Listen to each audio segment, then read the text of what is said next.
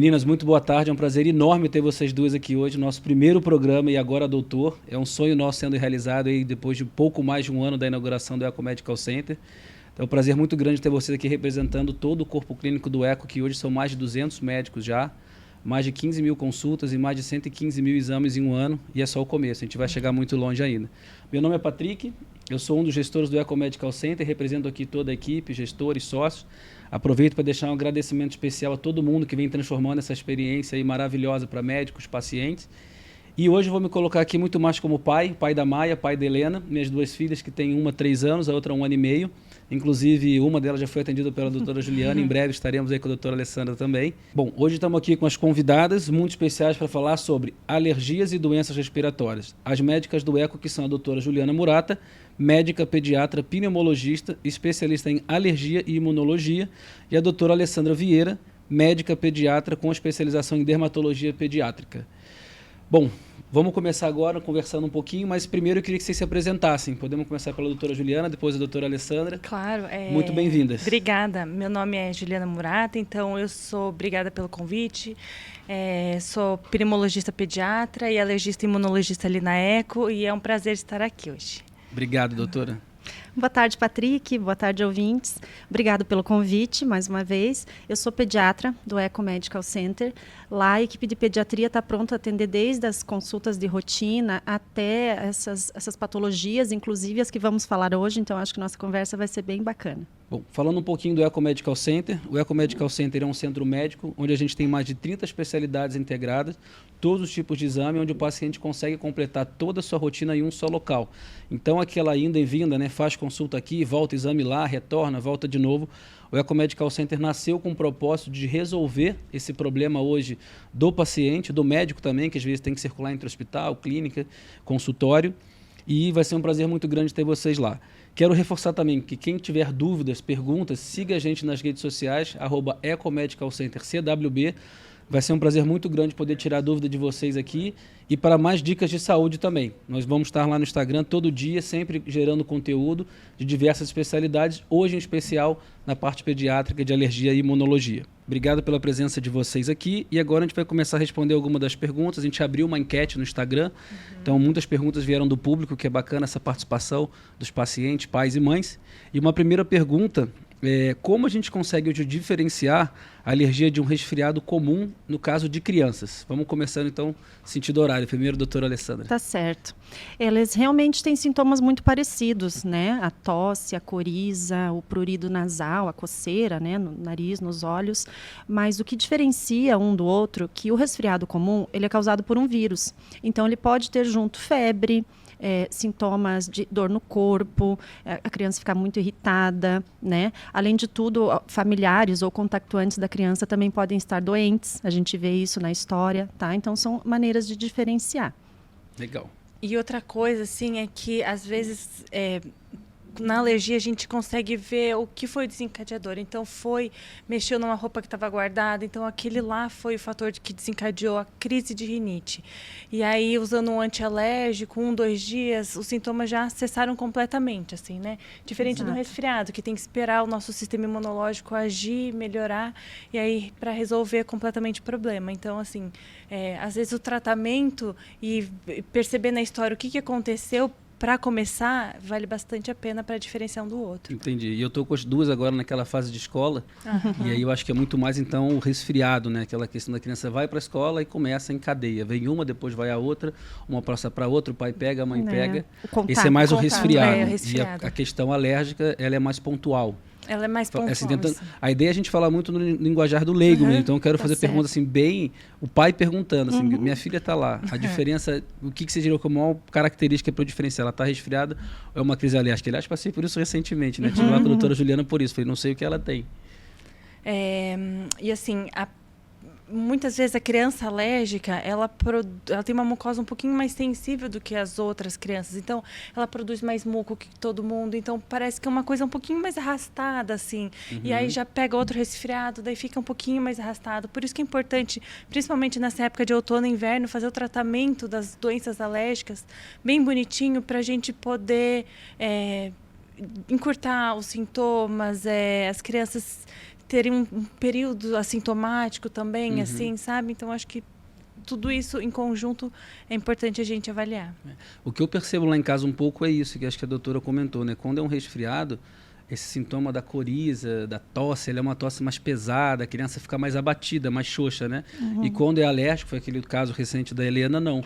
Você vê que ela está com uma rotina normal, uma tosse que incomoda, mas não é algo que derruba muito ela. Os sintomas aparentemente mais leves, comendo, mas são prolongados, né? Exato. Isso. Às vezes a prolongados. tosse incomoda mais os pais do que a própria criança. Que continua vivendo normal. É, o estado geral ótimo, né? E em Curitiba a tosse é quase que eterna, assim, né? É. Bom, segunda pergunta. Ele fala um pouquinho sobre tosse agora. E quando a criança apresenta tosse persistente, lá em casa eu tenho 2 tosses persistentes, uma há 3 anos e uma há 1 ano e meio, que é a idade delas. Quando seria o momento adequado para procurar um médico? Então, a tosse, ela pode ser, como a gente conversou, todos esses sintomas alérgicos, né? A própria coriza na via aérea superior desencadeia a tosse. Mas ela também pode ser uma asma, uma pneumonia, uma doença que requer mais cuidado.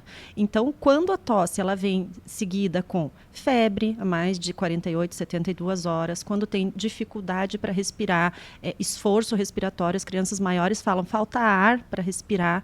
Então, isso tudo acende uma luzinha, né, de alerta para os pais para levar, sim, a um atendimento médico. A tosse, que a criança tosse, chega a vomitar de tanta tosse. A criança menor, por exemplo, que não fala, né, ela fica tão irritada, ela não consegue mamar, não consegue se alimentar. Então, todos esses são sinais de alerta para a gente procurar atendimento médico, para levar o filho para um atendimento. Doutora, pegando o gancho aqui agora, doutora Juliana, e eu não sei se é uma lenda urbana, tá? É uma dúvida que eu tenho também.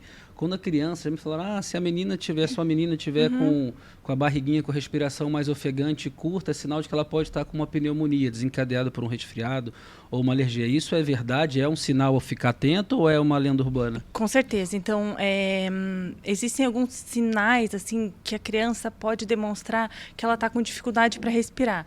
Então, uma delas é aumentar a frequência respiratória. Então, você vê que a criança fica respirando curtinho e mais rápido.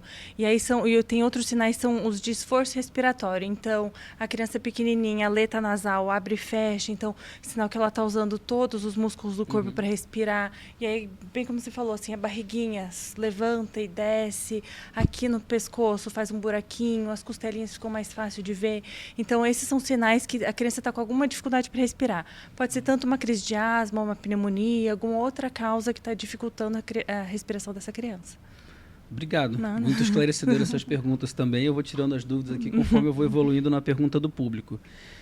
A gente sabe que algumas alergias, agora a doutora Juliana, a gente sabe que algumas alergias podem ter diversas manifestações. É verdade que alergias alimentares podem causar problema respiratório em crianças também? A alergia alimentar ela pode causar problemas respiratórios, mas ela não causa somente problemas respiratórios. Então, é um quadro um pouco mais florido. Então, uma alergia alimentar, a criança pode ter, então, 70% a 90% dos casos, sintomas de pele. Então, coceira na pele, urticária, às vezes inchaço, assim, de boca, olhos, orelha. E aí, podem vir também os sintomas respiratórios, tosse, uma coceira nos olhos, no nariz, produção de muco, vômitos, diarreia. Então, é um caso muito mais florido do que a gente tentar explicar os sintomas respiratórios somente por um alimento. Assim, não, toda vez que ele toma leite, ele tosse. Mas deve ter alguma outra coisa, assim, para a gente procurar na história, com certeza. Tem um ponto interessante que eu queria agora dar só mais uma pergunta adiantada na pergunta. Meu sobrinho tem 3 anos também. Uma coisa interessante, toda vez que ele come embutido, que os pais estão identificando que deve ser embutido, agora vai passar por um processo de teste alérgico, ele desenvolve furúnculo. Desenvolve o quê? Furúnculo. Aqueles... Como se fosse uma espinha gigante com pus e muito machucado. Então começaram a testar e começaram a cortar presunto, salsicha, enfim, esses alimentos são muito bons, né? Enfim. E toda vez que ele come linguiça, salsicha ou presunto, ele desenvolve furúnculo enorme, tadinho. Aí começaram a cortar e identificaram que realmente a carne de porco ou embutido ele não pode comer. Isso tem alguma relação com a parte imunológica? Talvez mais imunológica do que somente alérgica, assim, Exato. sabe? Porque não tem muitos sintomas de alergia. Mas existem várias doenças que alguns alimentos podem desencadear, assim, né? Então, alguma coisa mais imunológica, às vezes até um erro inato de metabolismo, assim. Então, não está conseguindo metabolizar tal produto que tem nesses embutidos que está causando essas alterações na pele. Assim, E é interessante porque ele não tem nada. A única reação que ele tem, ele não fica cansado, não vomita, não tem diarreia. A única reação que ele tem são furúnculos enormes. E aquilo dói pra caramba, né? Então... esses alimentos que você está falando, eles são ultraprocessados. Eles realmente, eles têm tanta coisa lá dentro que a gente não sabe, que é um potencial alérgeno, sim. Por a gente nem saber o que tem lá dentro. É interessante a reação de cada um, né? Então os pais ficarem atentos. Lá agora o Antônio estão cuidando, estão fazendo os testes para descobrir, mas o primeiro ponto foi realmente afastar completamente esses alimentos dele, e ele adora, então é difícil, café da manhã, acaba reeducando os pais também, porque ninguém pode chegar perto desse alimento que ele quer. Então ninguém compra mais salsicha, presunto, embutido, e aí é bom que melhorou a alimentação de toda a família. Faz um bem para toda a família. Bom, mais uma pergunta aqui interessante. Alessandra, para evitar crises alérgicas em crianças, quais medidas preventivas os pais podem adotar? Certo. Então, falando em alergias respiratórias ou ao ácaro, à poeira, né, são as medidas ambientais, as melhores que a gente tem a fazer. O quê? Evitar mofo, lugares, né, onde tenha mofo, poeira. Quando você for fazer uma faxina em casa, né, não varrer com vassoura, preferir pano úmido, passar pano úmido nas superfícies. O quartinho onde a criança dorme, onde frequenta mais, ele tem que ser o mais simples possível, sem muito tapete, muita cortina, bichinho de pelúcia, que tudo isso é foco para poeira e possivelmente gerar uma crise alérgica, né? Aí, quando a gente fala de alergia alimentar, é um pouquinho diferente, né, Ju? Porque, assim, até você ter o contato com aquele alimento, você não sabe que ele é um alérgeno, né? Então, o que a gente fala hoje em dia, que é não uma maneira de prevenir, mas tem um conceito hoje muito falado, que é o da janela imunológica, né? Que é muito interessante, assim, o que é a janela imunológica? É um período que ele compreende, assim, entre os 6 meses de idade, quando a criança começa a alimentação, até por volta de um ano e pouquinho, que é o melhor momento para você introduzir alimentos. Todos os alimentos, inclusive aqueles que têm potencial alérgeno, né? Antigamente as pessoas, né, Ju, não davam amendoim. Ovo até 2 anos. Antigamente o ovo era separado da clara. Você dava primeiro a clara, depois a gema, sabe? Para entender a reação que a criança teria ou não. E, né, não podia dar peixe, não podia dar carne de porco. Hoje em dia a gente sabe que quanto antes a gente introduz esses alimentos, menor é o potencial alérgeno dele, porque o organismo produz uma resposta protetora mesmo e diminui essas alergias. Isso é muito interessante. Antigamente também as avós faziam tudo, né? Lembra quando batia tudo no liquidificador e dava aquela papa, né? Aquele sopão para a criança. Hoje, por diversos motivos, isso não é mais indicado. Mas um desses é por causa disso também. Você introduzir separadamente os alimentos e todos os alimentos, sem restrições. Só repetindo aqui para o público de casa, qual que é a idade que é recomendada, então, dessa janela de imunologia? A janela de imunidade, perdão. Essa janela imunológica, ela é um conceito, né? Ela é um suposto momento. Quando a criança começa a introdução alimentar. Então, 6 meses, né? Por volta de 6 meses, né? Com sinais de prontidão, até por volta de um ano e pouquinho, né? Até 18 meses, algumas literaturas trazem. Então, é um momento que você deve oferecer, deixar a criança ter contato com o maior número de alimentos possíveis. Todos, inclusive carne de porco, camarão, exato. Eu lembro que camarão lá em casa foi um pouco delicado, assim, né, a médica? Não, mas eu lembro que é engraçado a doutora falar isso, porque lá em casa foi muito assim, né? A pediatra delas na época era, não, vamos colocar primeiro o ovo à clara, depois o ovo com a gema, depois o camarão.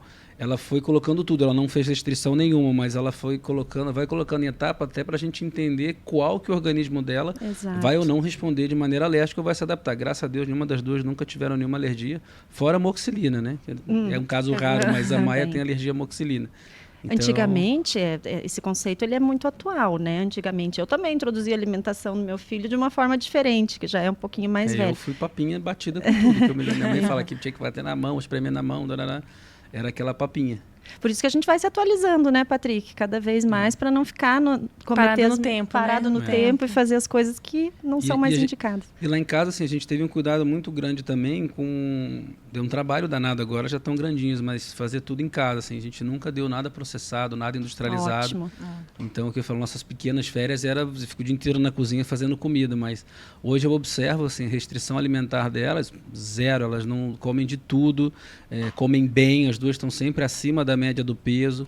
A minha esposa sempre introduziu aquela questão, acho que BLW, não sei se sim, exatamente isso. legal, Então, dela comer com a mão as duas, então elas têm uma interação com o alimento muito bacana. E as duas são bem fortinhas, assim, um pouquinho acima da média ali do peso, mas eu acho que muito desse cuidado, da dedicação que a minha esposa teve, eu fui tentando ajudar um pouco, porque a mãe é... Com realmente, certeza. parabéns às mães todas aqui que estão assistindo, porque mãe é mãe, ponto. Eu tenho a minha também e mãe é mãe.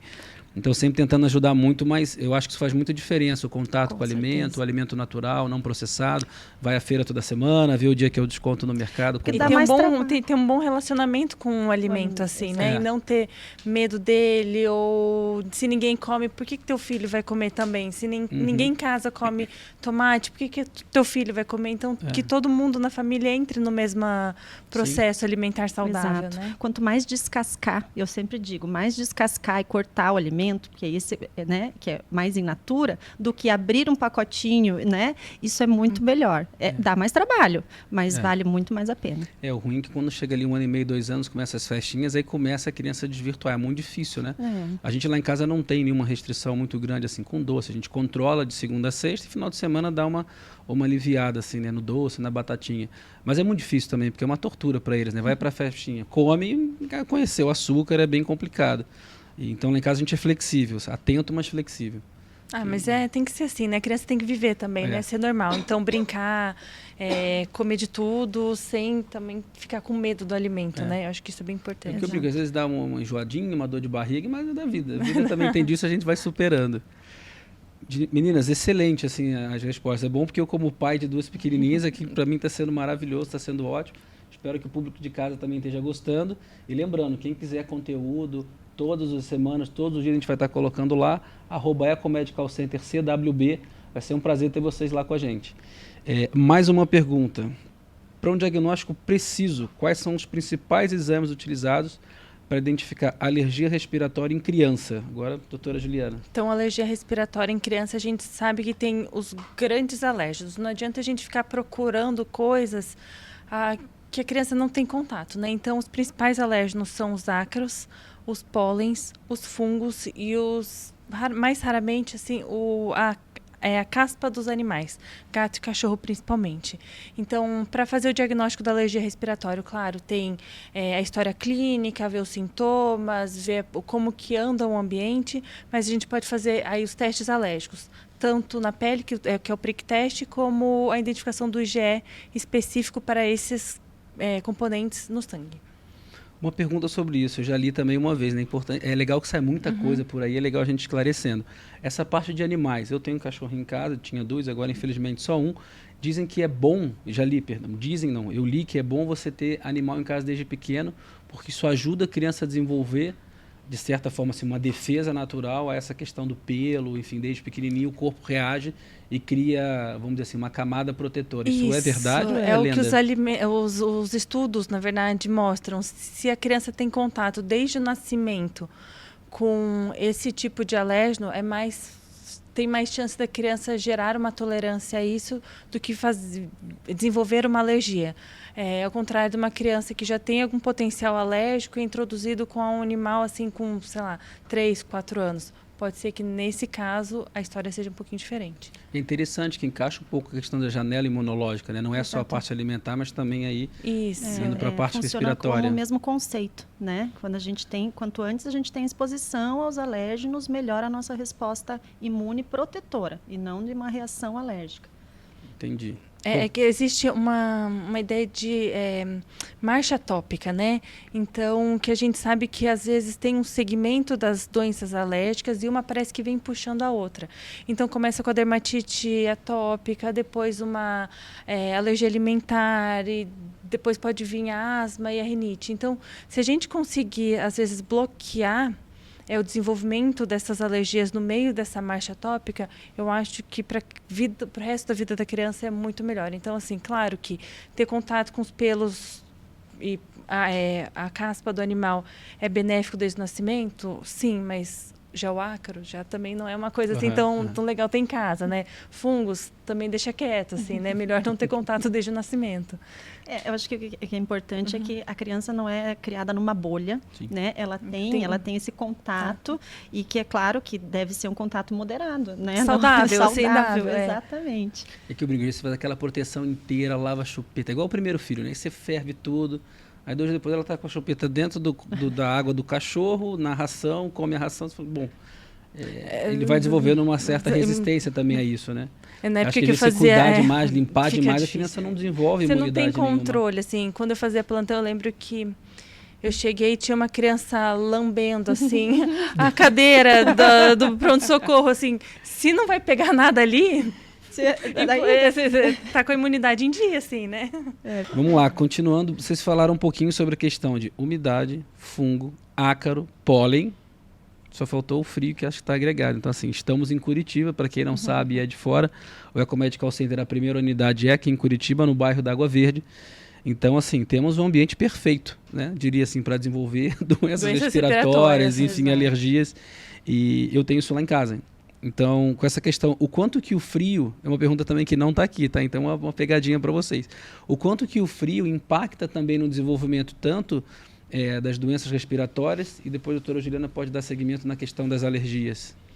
O frio por si só, ele não é um problema, né, Ju? O frio, o sol, a chuva, isso não causa doenças. Mas ele é predisponível a criança a ficar num ambiente mais de aglomeração, um ambiente mais quentinho, não abrir a janela para arejar. Então, isso sim, aí, estando em contato, uma criança doente, no meio de todas as doentes, passa, no meio de todas saudáveis, né? Desculpa, passa para as outras crianças. Então, é essa aglomeração, é essa, né, fechar a janela, ficar sempre quentinho. Aí sim predispõe às doenças respiratórias. Legal. Questão de alergia, asma, rinite, assim, a gente sabe que o ar gelado e o ar seco são irritantes da nossa via aérea. Então, o teu corpo ele vai ter que responder de alguma forma, assim, a esse ar gelado. Então, quando o ar está muito gelado ou muito seco, o teu nariz vai ter que preparar esse ar para chegar no pulmão. Então, ele vai gerar uma inflamação. Então, ele vai inchar, produzir muco, para passar mais devagar, filtrando, aquecendo, umidificando, para chegar no pulmão. E se ele chega gelado e seco no pulmão de uma pessoa asmática, e aí a pessoa vai ter sintomas. Então, pode ter um broncoespasmo, tosse, piorar um pouquinho dos sintomas também. Assim, só um detalhe, que durante o inverno a gente sabe que as doenças infecciosas aumentam mais. E é porque também, além de a gente ficar mais aglomerado, os vírus e bactérias gostam de ficar colonizando as nossas vias aéreas, eles gostam de crescer em temperaturas mais baixas. Então, tá perfeito, né? Então, nossa via aérea já está com uma temperatura mais baixa, a gente está com ambiente úmido e aí com a grande quantidade de vírus, então uma carga viral ou bacteriana mais alta, eles aproveitam para crescer absurdamente, né? E veio uma dúvida agora que me surgiu lá em casa. Eu sou meio neurótico com essa questão de número, né? Meu universo é o universo dos números. Então eu falei, cara, você tem que medir umidade. Aí comprei um umidificador para cada cômodo, porque eu moro num apartamento que é térreo, então tem bastante verde no entorno. Então pólen tem de sobra, umidade tem de sobra, frio tem de sobra. E aí eu ficava naquela dúvida. Bom, eu ligo o ar no seco, no dry, para secar o ambiente, porque aí tira essa umidade que é natural do terreno que está no entorno do imóvel. Ou eu boto aquela famosa bacia d'água embaixo da cama para compensar o ar-condicionado que secou o ambiente. Então eu fico olhando lá, tem aquele umidificador e falo, meu Deus, está úmido e a criança vive com coriza, ou ela está com coriza porque ela está com alergia e está seco. O que é o ideal, assim? A umidade ideal é entre 50%, acima de 30% pelo menos por cento, sabe? Muito. E aqui em Curitiba é sempre. Não, lá em casa eu fico 78, 80, daí baixar de 50 é raríssimo. O que acontece em ambientes mais úmidos é que aumenta o crescimento de ácaros e fungos. Então, às vezes, se o ambiente está muito úmido, talvez seja assim, uma ideia melhor tirar isso, colocar um ar-condicionado, tirar a umidade do ar do que colocar mais. Daí a gente está dando mais chance das outras coisas aparecerem. O que eu estou fazendo agora, eu virei o maior investidor das empresas que tem aqueles produtos de umidade, porque que tira de água é impressionante. Eu comprei um agora que é super interessante, até você coloca num cabide assim, ele vai descendo água, é 1 por mês.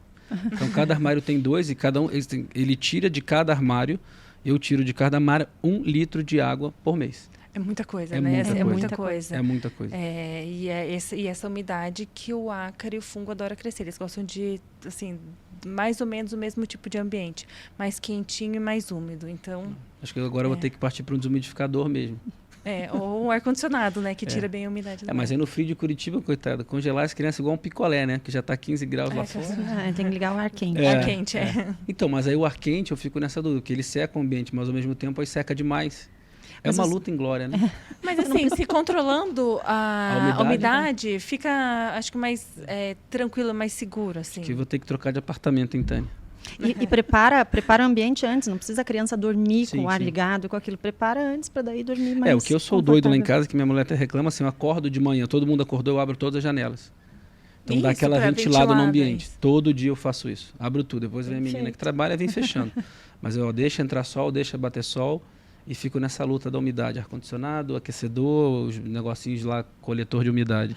Mas outro ponto interessante, que eu imagino que aqui em Curitiba deva ser uma dor de quase todo mundo, né? Com esse frio, pólen, umidade. Bom, passando agora para as alergias de pele. Quais os produtos, vamos começando de novo aqui pela doutora Alessandra, quais os produtos que podem causar alergia em crianças? Quando a gente está falando aqui agora de doenças de pele. Imagino que sejam inúmeros, mas então quais são os principais produtos que você acha que os pais têm que ter mais atenção quanto à alergia de pele? Isso a gente ficaria aqui horas falando, né? Porque qualquer produto, ele é um potencial alérgeno para aquela pele da criança. Então, veja, para as crianças menorzinhas que usam fralda ainda, até a própria fralda pode ser um alérgeno, a pomada que usa, o lencinho umedecido que você passa, tudo isso a gente está falando em um potencial alergênico para a criança. Então, nas crianças maiores, as meninas gostam já de usar maquiagem, esmalte, tatuagem de rena, tudo isso que a gente está falando pode ser um potencial. Então, o que é importante para os pais saberem? Que a gente deve usar produtos adequados para cada faixa etária da criança, tá? Que eles sejam limpos, que a gente diz, que é livre de parabenos, de substâncias questionáveis, tá? E principalmente perfume. Os perfumes, né, em todos os produtos das crianças, eles são muito alergênicos, assim. Então, essas são algumas medidas que já evitariam bastante as alergias nas crianças. Quanto menor a lista de ingredientes, melhor. Exatamente. Assim, né? Quando você vai ver um rótulo enorme ali, já desconfia. Quanto mais, né, limpinho ele for ali, simples, melhor. Então, acho que o maior cuidado é usar produtos adequados para criança, bebê, e ficar muito atento, né? Eu fico sempre muito atento aos meninos na hora de trocar fralda ou dar um banho, eu sempre fico olhando para ver. E criança não tem jeito. Aí eu até entro num outro tema interessante de pele, que é uma dúvida que eu tenho. Uma vez eu li, de novo, né? Eu gosto de ler bastante, então eu acabo lendo um monte de coisa boa, mas vem as bobagens no meio. Aí eu tenho essa dúvida sobre mosquito. As duas são extremamente alérgicas a mosquito. E uma vez uma menina comentou, eu li em algum lugar, que toda criança é alérgica a mosquito. E que muitas das vezes, quando ela tem uma picada, que você passa lá o medicamento, ela melhora, tempos depois, se ela tem uma outra picada em outro lugar, aquele ponto que ela foi picada, existe a possibilidade dele irritar novamente.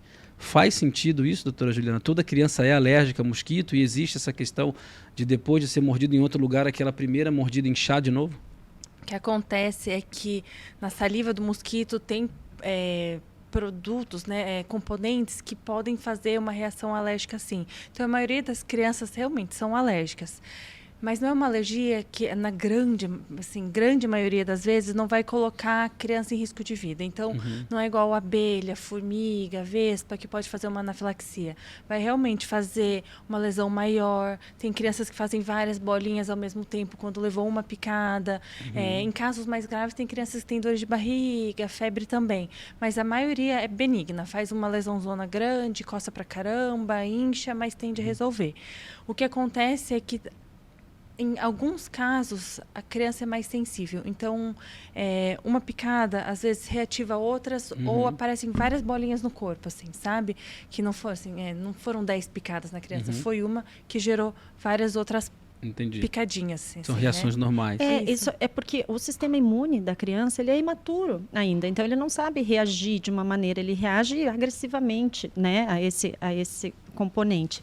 E a pele da criança, ela é diferente do adulto também, né? Muda a espessura, a absorção, o pH, tá? Então, tudo isso favorece para ter essas alergias também. Lá em casa a gente tem esse problema, que as duas são alérgicas, mas a má é impressionante.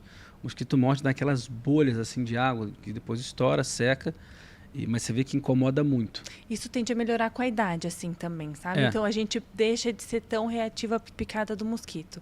E tem muita coisa, assim, que os estudos mostram que é regional. Então, teu corpo se acostuma com os mosquitos da região. Ambiente. E daí que se você for viajar para fora do Brasil, para o Nordeste, tem outro tipo de mosquito. E aí lá você pode fazer sintomas parecidos de volta, mesmo que já mais velhos, assim, sabe? E aí, pegando nesse tema, até na viagem, né? Minha filha no Rio de Janeiro foi picada e realmente as feridas ficaram bem maiores do que aqui em Curitiba. Então, acho que ela adaptou. Mas num caso desse, que uma criança fez uma picada de mosquito que está muito inchada, mas não deu febre nenhuma reação, é o caso dos pais irem para um hospital, para uma emergência, ou se não houver nenhuma... Quer dizer, qual a reação que deveria alertar os pais? Aqui eu tenho que ir para o hospital... Ou é só um incômodo leve, vamos tratar com a gente forma atende local? muito, né, Ju? Não sei você, mas assim, muitos pais levam no pronto-socorro uma reação, assim, que é a síndrome de Schitter, né? Schitter que fala. Ela incha, né? Ela incha, mas os pais aqui em Curitiba, principalmente, eles levam porque eles acham que é uma picada de aranha, uma picada de um bicho diferente. A aranha marrom, né? E bem no fim, é só uma reação imune mesmo a essa picada, né? Que tem um nome disso. Então, quando, assim, procurar atendimento, principalmente quando ela é feita na região de articulação, ela incha mais, a criança começa a ter dor ao deambular ou a mobilizar aquele membro. Então, às vezes, sim, a gente tem que fazer alguma medicação para dar um conforto maior e principalmente também para ela não ficar coçando, porque quando ela coça, ela leva bichinho lá para dentro e daí pode fazer uma infecção secundária, né? E daí também ter mais complicações. Mas na grande maioria... uma leve, compressinha gelada, um chazinho de camomila. Isso, às vezes um antialérgico já resolve o problema e não precisa ficar indo até o pronto-socorro para resolver esse tipo de problema. Lá em casa eu sou desse, a criança respirou, quero pronto-socorro. Minha mulher, calma, se não tiver febre 48 horas... Aí ela brinca que eu quero ir logo para poder pegar o remédio e a criança melhorar, mas é mentira, tá? Porque eu fico preocupado mesmo. Ela fala, você quer que a criança melhore, que você não quer aturar a criança doente? Falando, não é verdade, eu fico preocupado. Acho que a mãe também, ela tem um pouquinho mais de sensibilidade com a criança, a gente já vê aquele negócio inchado, fica preocupado, né? Pai, eu falo, homem não nasceu para dor, para essas coisas, mulher tem mais resistência, mais firmeza para isso. Outro ponto que eu queria perguntar para vocês em relação à urticária. O que pode causar essa relação alérgica e o que é a tal da urticária? A urticária, ela é uma resposta também do organismo, né? Uma alergia. Então, ela causa placas no corpo, pode ser em todo o corpo. Elas geralmente são migratórias. No mesmo dia, ela está aqui, vem para cá e vai mudando. Muito pruriginosas, coçam muito, tá? Podem durar, às vezes, horas, dias, até meses. E qualquer produto disso que a gente falou pode levar a uma urticária. Não tem um único fator. Mas nas crianças, a gente sabe que o maior fator que causa urticária, a maior causa de urticária são as infecções virais. Cerca de 80% das infecções virais podem dar uma reação urticariforme na criança e isso leva muita ansiedade dos pais. Eles correm, né, pronto-socorro, mas geralmente é uma reação também leve, autolimitada. Geralmente, ela pode evoluir, sim, mais grave, mas geralmente é leve, autolimitada. Às vezes a gente medica, né, para os sintomas, mas não tem, é mais para a gente não vai evoluir para uma reação alérgica grave. Exatamente. Assim, né? A gente tenta buscar o que foi o desencadeador, mas às vezes também não descobre, né? Porque as mães também não lembram. Passa sozinho depois? Passa sozinho. E o filho do amigo meu uma vez, do Rafinha também, o menino ficou todo malhado. Isso, isso aí, mesmo. na época, me ligou, você trabalha com saúde ali no Rio. Cara, me ajuda, meu filho tá todo malhado. Aí ele tirou uma foto e me mandou de costas para não mostrar o rosto da criança. Eu mandei para um colega pediatra lá do Ecomedical Center. Aliás, obrigado, doutor Felipe. Ele falou, não, isso é normal, fala pro pai ficar tranquilo, tem um médico no Rio, amigo, vai lá. Mas assim, a hora que você vê aquilo, uma criança com urticária, todo malhado. Você fala, meu Deus, a criança tá com... Né? A gente que é leigo começa a pensar que tem alguma coisa grave. Então não é para essa preocupação toda. Ele causa muita ansiedade, né, Ju, dos pais. Algumas vezes são reações alérgicas. Então, a urticária é um dos sintomas que é para ligar um sinal de alerta. Exato. Mesmo. Assim. E também, assim, o nosso dia a dia, a gente vê, então, a maioria, sim, é autolimitada, mas em alguns casos, né, as crônicas precisam de tratamento ou as que não saram. O que a gente tenta ver? A história passada, né, se teve a introdução de alguma coisa, né, mas próprio trauma na pele pode causar uma urticária. Vê se a criança ficou doente, tenta ligar essa história, tá? Vários vírus que a gente tem contato nosso diário pode causar urticária também. Então, não é de se desesperar, mas sim ficar atento e, se precisar, leva no atendimento para avaliação. Agora, no caso da urticária, como um desencadeamento de uma alergia mais grave, porque acho que também existe o caso da urticária, que ela é alérgica, isso. mais preocupante. Nesse caso, qual que é o que vocês recomendam que o paciente ou o pai da criança, qual a medida que ele deve tomar nesse caso? Tipo, já foi no médio, já foi no segundo, a criança não melhorou. Qual seria o... Se for uma urticária alérgica, então geralmente tem um fator desencadeante, assim, e muitas vezes não tem muita dúvida. Então, assim, toda vez que come o amendoim, gera uma urticária. E além da urticária, então tem outros sintomas envolvidos, assim, né? Então, fica meio nauseado, ou vomita, ou tem tosse, algumas vezes fecha a glote, assim, né? Então, assim, tem outras coisas envolvidas. Mas se você já sabe que você é alérgico a tal substância, então o negócio é cortar da tua vida, né? Então, nunca mais ter contato com ela, nem acidental. Mas sempre andar por aí com antialérgico, talvez com uma caneta de adrenalina, dependendo da gravidade do caso. Entendi. Eu tenho uma dúvida agora que você tratou de um ponto do fechamento da glote. Está viajando 3 horas do primeiro ponto de atendimento. Crise alérgica na criança, começou a sentir que, né, mudou a voz, pode ser um fechamento de glote, respiração.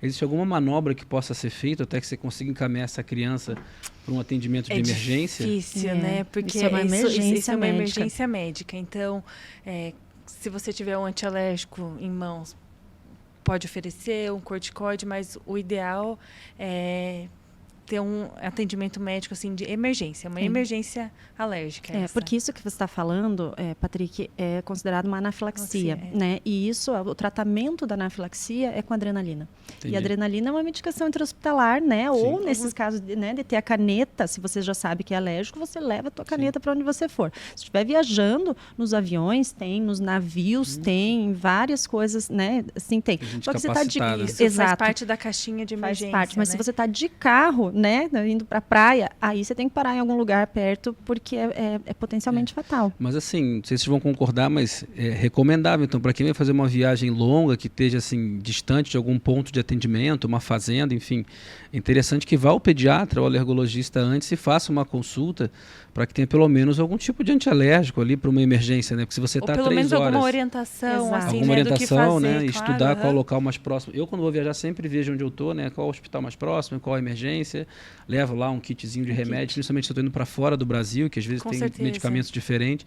A gente sempre tem esse cuidado lá em casa de estar mais ou menos preparado. E essa coisa de fechar a glote, eu vivi em casa com meu irmão quando era criança, com alergia à aspirina. Cara, é um negócio que você fica assim, meu Deus, a pessoa fica desfigurada.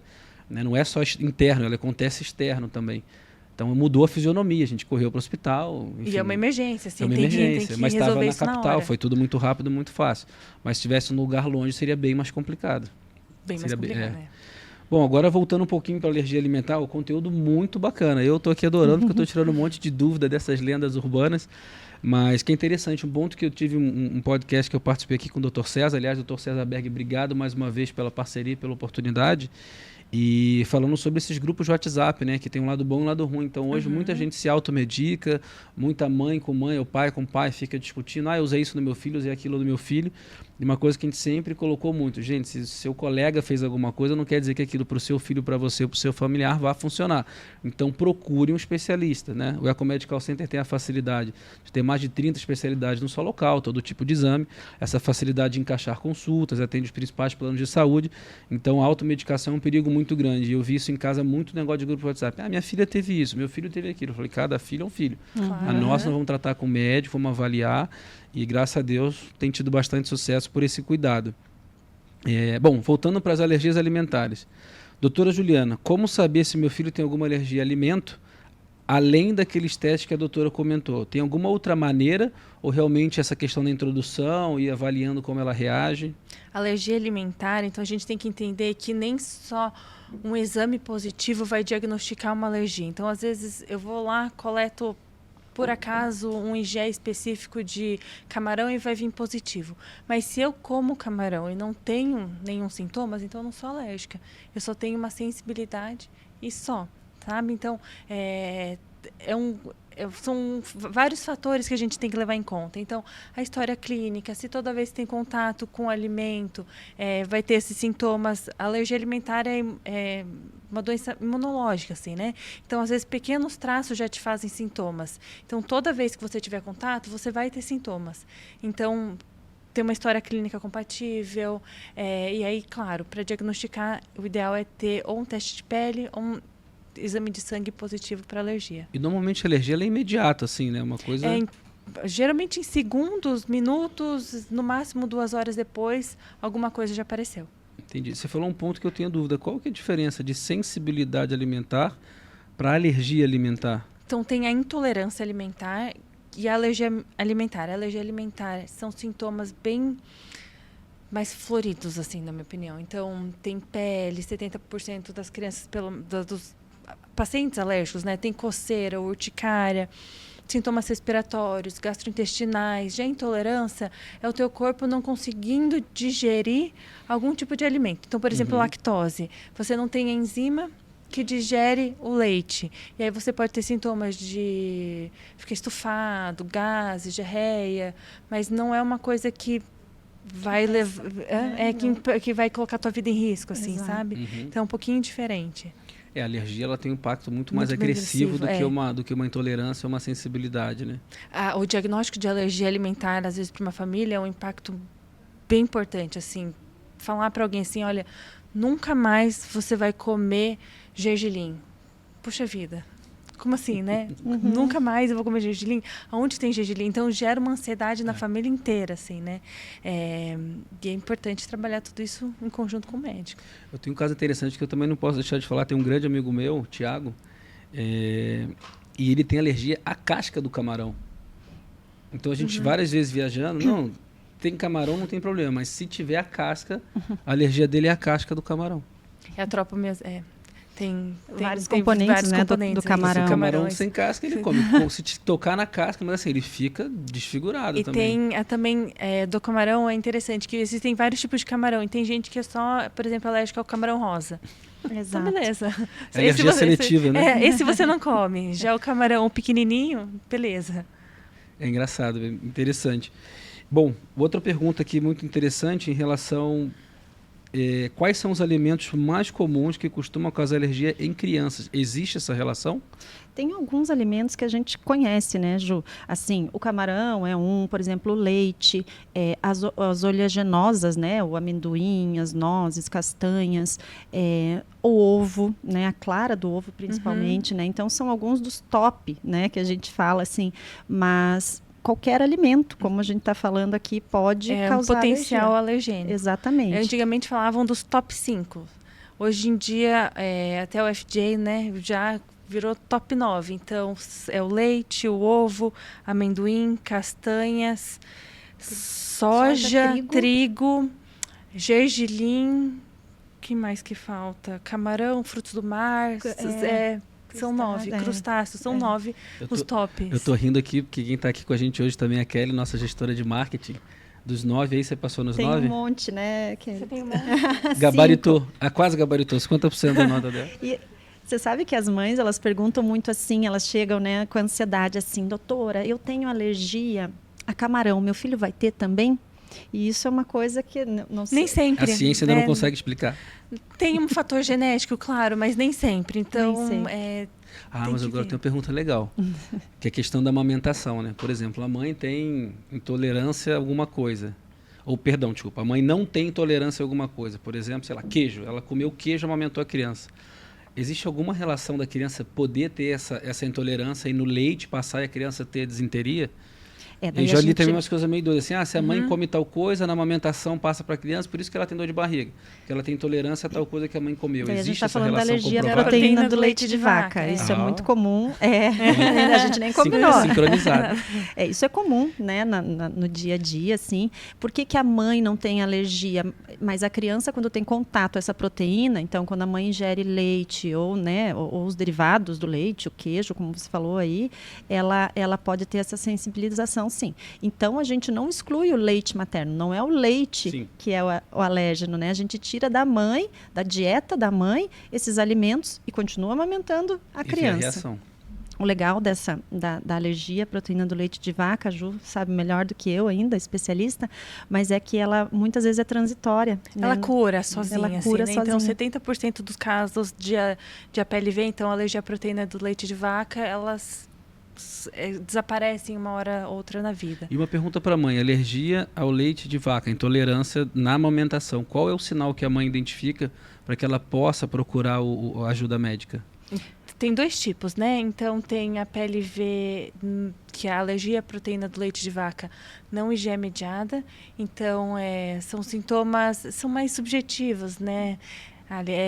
Diarreia, Baixo ganho de peso, baixo ganho de às peso, vezes. isso. A criança é mais irritada que o normal. Em alguns casos, o sangue nas fezes, que é muito característico, né? Já a IgE mediada, então, que tem sintomas de alergia, então, essa é um pouquinho mais grave. Então, faz urticária, pode fazer anafilaxia, tosse, vômitos em jato. E existe algum tipo de teste que possa ser feito? Ou se vão ter criança, a gente acha que tem? Existe algum teste que a mãe possa fazer?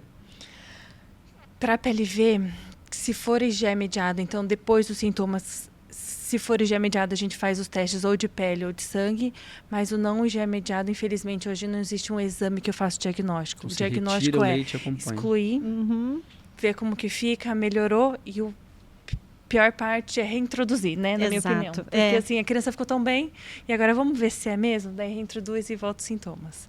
Então, o diagnóstico é clínico, né? É você lá pesquisando isso, vendo a história clínica, a anamnese. Eu tinha um paciente que era não mediada, então é mais difícil, uns sintomas assim. E o pai, ele não enxergava a cor, né?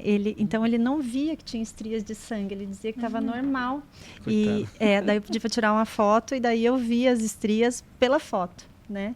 Então, isso acontece. Você me lembrou de um grande amigo nosso no ECO também, Como é que Gabriel. é o nome que não enxerga a cor? Desculpa. É daltônico. Daltônico, caramba. Eu quero aproveitar aqui também fazer homenagem ao Gabriel Luquieta, que é o nosso diretor-geral do Eco Imagem, lá no Eco Medical Center, que ele é daltônico e a gente faz umas brincadeiras com ele, mas super saudáveis, tá? Mas um grande abraço, Gabriel. Obrigado pelo apoio que você tem dado a gente aí. A experiência lá está sendo incrível. Um outro ponto que é interessante, seja para alergia alimentar, respiratória ou de pele, existe cura ou existe tratamento?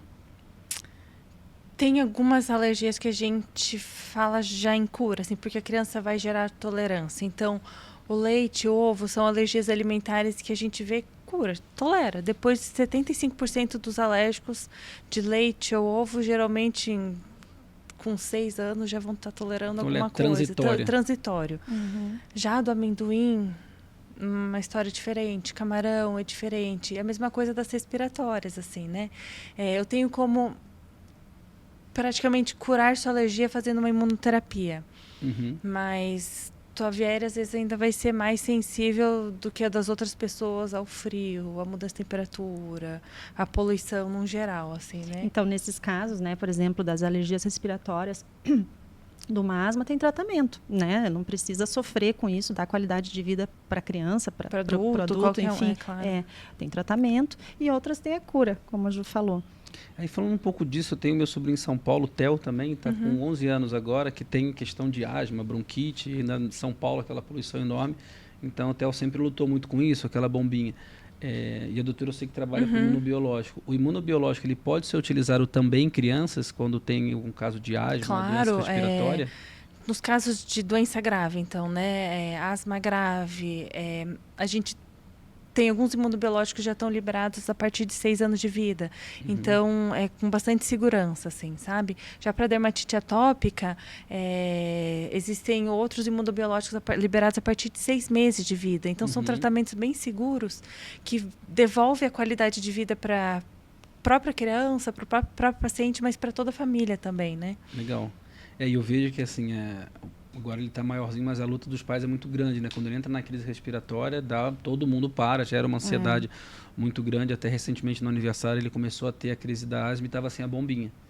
Aí tem um corre na farmácia para todo mundo, graças a Deus deu tudo certo, mas você vê que a qualidade realmente de vida para ele é bem limitada, assim. As doenças respiratórias alérgicas, o ideal é você não ter sintomas. Então, não é porque você é asmático que você não vai poder brincar, correr, ir Uma no pula-pula, atividade fazer física, atividade física, para ter uma vida normal. Então, se a tua vida não está normal, se você está sendo limitado de alguma forma pela doença respiratória, tem tratamento, tem coisa melhor para fazer.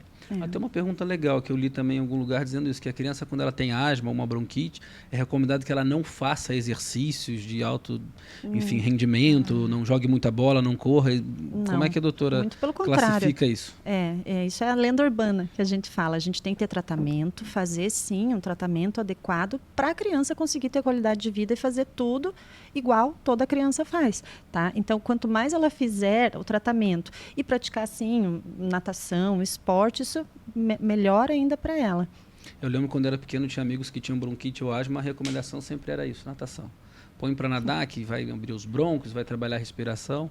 Veja, isso continua sendo uma coisa recomendada. A natação é legal porque ela trabalha muito a respiração, a coordenação para respirar, soltar o ar, puxar bem o ar. Mas qualquer atividade física bem feita, bem executada, ela é indicada. Veja, eu sempre digo para os meus pacientes, a atividade física legal e indicada é aquela que a criança goste e vá com frequência, né? Que não pare no meio do caminho porque não gostou ou porque não consegue ir. Então, a melhor atividade física é aquela que a criança gosta. Legal. Meninos, estou gostando demais do nosso papo aqui. Daqui a pouquinho a gente vai caminhar para o final, mas mais uma vez agradecer a vocês. Realmente está esclarecendo muita coisa para mim, eliminando todas essas lendas urbanas que imagino que vocês aí em casa também devam ter muitas dessas dúvidas.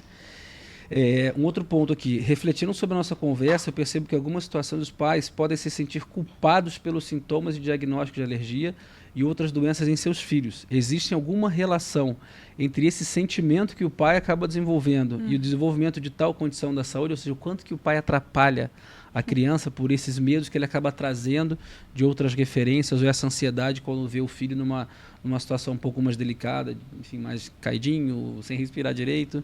O quanto disso contribui para que a criança não tenha uma melhoria na vida também deles? Olha, Patrick, eu acho que... É quase uma conversa de pergunta para o psicólogo, tá?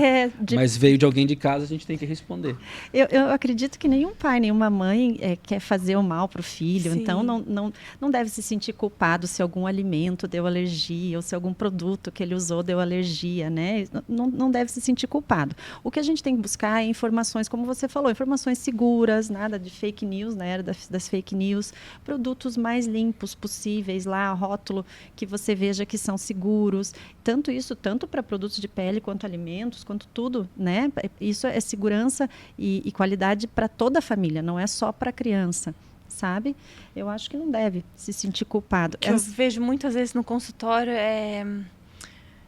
às vezes a mãe vem assim, eu vim aqui porque me falaram que se eu não tratasse essa tosse, ela vai virar uma asma. Não, nunca, sabe? Não é porque você não tratou essa tosse, que teu filho está tossindo há um mês, que uma hora ou outra isso vai virar uma asma. Não foi porque você comeu, sei lá, muito chocolate durante a gestação ou na amamentação, que teu filho vai virar alérgico, assim. Então, tem que tirar um pouco da culpa dos pais, principalmente das mães, assim, sabe? Sim. Que as doenças alérgicas tem muita genética envolvida. Então, ia aparecer uma hora ou outra. E não teria muito, assim, como a gente frear esse aparecimento, né? E a própria medicina ainda tem tanta coisa para estudar, para aprender com as alergias, que não são os pais que devem ficar tão ansiosos e se sentir culpados por causa disso. Acho que não faz sentido. Eu achei interessante nesse ponto, né, que as duas trouxeram. É legal que até mudou o semblante, assim, nessa questão do quando você fala da culpa da mãe ou do pai, principalmente acho que mais da mãe tem essa coisa ainda com a criança pequena, que deve ser uma coisa que vocês enfrentam muito no consultório, no dia a dia, né? Eu vejo isso lá em casa, assim, mas eu podia ter feito tal coisa. Eu falo, olha, não fez, mas tá bem, tá vivo, sobreviveu, tá indo. Eu não só enfrento no consultório, como eu sou mãe, né? Ju é mãe também? Ju ainda não, né? Mas em casa também, nasce uma mãe, nasce uma culpa, né? Como diz o outro. Então, a gente está sempre querendo fazer o melhor. Não tem mãe no mundo, eu acredito, que esteja fazendo isso ali, sabendo que está fazendo ruim. A gente sempre está tentando fazer o melhor, tentando acertar. Legal demais. Bom, a gente está caminhando agora para a fase final já aqui. As colocações foram muito boas, foram extremamente esclarecedoras. Lembrando ao público de casa, quem quiser continuar fazendo pergunta, tirando suas dúvidas, as doutoras e todo o corpo clínico do ECO está à disposição. Então, mandem perguntas, interajam com a gente no Instagram, @EcoMedicalCenter CWB. Vocês podem ir lá no direct fazer pergunta. A Kelly, o time dela, vai pegar essas perguntas, encaminhar para as doutoras e vai estar respondendo a todos vocês. E contribuam, porque muito da dúvida de vocês pode ser dúvida também de outras mães, outros pais. Eu queria que vocês duas fizessem uma breve conclusão, né, da parte de vocês, para que a gente possa caminhar para a etapa final. E, mais uma vez, agradecer imensamente o tempo de vocês dois. Eu sei que o tempo de médico é um tempo escasso, é um tempo corrido. Está sendo um prazer muito grande fazer parte desse primeiro programa, que é um sonho nosso. Há muito tempo a gente vinha desenhando esse projeto. E esse nome acho que ficou super subjetivo, né? E agora, doutor? Nas próximas gravações a gente vai usar mais, tá? Mas o sentido é esse, né? Então eu hoje, Patrick, como um pai aqui, um leigo, perguntando para duas médicas extremamente qualificadas que fazem parte do nosso corpo clínico. E agora, doutor, como é que a gente resolve cada um dessas coisas que são o dia a dia de qualquer pai, qualquer mãe que está assistindo a gente hoje? Então, deixo a palavra com a doutora Alessandra aqui. Legal, acho que a nossa conversa foi bem interessante, bem produtiva. Então, resumindo tudo isso, se você tiver dúvida de alergias, procure um especialista, né? Se tiver qualquer dúvida, eu acho que tenha sempre um pediatra para chamar de seu, a nossa proposta, né? Para ter esse contato, esse vínculo com o pediatra, essa confiança no que o teu médico conversa com você, né? Toda a equipe da pediatria, a Juliana, todos lá estamos preparados para atendê-los e tirar as dúvidas no que for preciso. Legal. Doutora, obrigado mais uma vez pelo seu tempo. Foi muito bacana ter vocês aqui com a gente. Obrigada a você. Ju, obrigada, Patrick, pelo convite. Obrigada a todo mundo. Eu acho que o que fica no final disso tudo é que os pacientes, as famílias precisam ir atrás de mais informações, tirar mais dúvidas, informações corretas, em vez de ficar, às vezes, só na opinião dos outros, assim, né? Então, tirar um pouquinho da culpa da família, entender como que funciona. Quanto mais, na minha opinião, quanto mais a família e o paciente entendem do que está acontecendo, do porquê que causa, o que causa, como que faz, mais simples é o tratamento, assim, né? Então, mais fácil você vai saber manejar o que fazer, como fazer, o que evitar. Então, quanto mais informação para o paciente, melhor. Legal. Doutora Juliana, obrigado pelo seu tempo. Foi muito bacana ter você aqui com a gente também. Gente, vamos lá, para a gente encerrar agora, é até emocionante falar para vocês, depois de um ano de vida aí do Eco Medical Center, a gente poder estar gravando o primeiro programa e agora, doutor, tendo essas duas médicas aqui, especialistas de ponta que a gente tem no nosso time. Elas colocaram um ponto que é muito importante, que eu acho que vale a pena reforçar como pai e hoje também como gestor do Eco, que é essa questão do atendimento integrado. Então, o Eco oferece essa facilidade para você. Se você tem qualquer dúvida ou necessidade, entre em contato com a gente. A gente tem um telefone que é 41 3123 6550, atendimento por telefone, por WhatsApp. No nosso Instagram também, @ecomedicalcenterCWB, você tem acesso a esse telefone. A nossa equipe está 100% disponível para atender vocês e essa diferença de estar integrado. Então, naturalmente, você pode entrar no consultório de uma pediatra. Se a doutora entender que aquele caso pode ser encaminhado para uma alergologista, a gente tem a doutora Juliana, como outras médicas também presentes no corpo clínico. Então, hoje a gente conta com mais de 30 especialidades, não só pediátrica, para adulto, idosos, enfim, qualquer tipo de pessoa a gente atende, e os principais planos de saúde. Então, essa é a facilidade que a gente quer oferecer para vocês, de poder, inclusive, fazer os exames lá, retornar lá. A gente tem um estacionamento extremamente confortável. A gente tem um mall com 15 lojas para que vocês possam aguardar. Tem cafeteria, tem loja de celular, tem agência bancária. Então, a ideia é que a gente consiga oferecer para vocês um ambiente onde a gente respeita o seu tempo, como a gente fala. Nós não temos o intuito que o paciente vá ou volte 30 vezes. Então, essa facilidade do encaminhamento imediato e o corpo clínico atuando de forma conjunta, a gente entende que é a melhor forma de respeitar o seu tempo e também dar um desfecho clínico mais adequado possível. Gente, muito obrigado mais uma vez pelo tempo de vocês. Siga a gente nas redes sociais e acompanhe lá os próximos programas. E agora, doutor. Obrigada. Tchau, obrigada.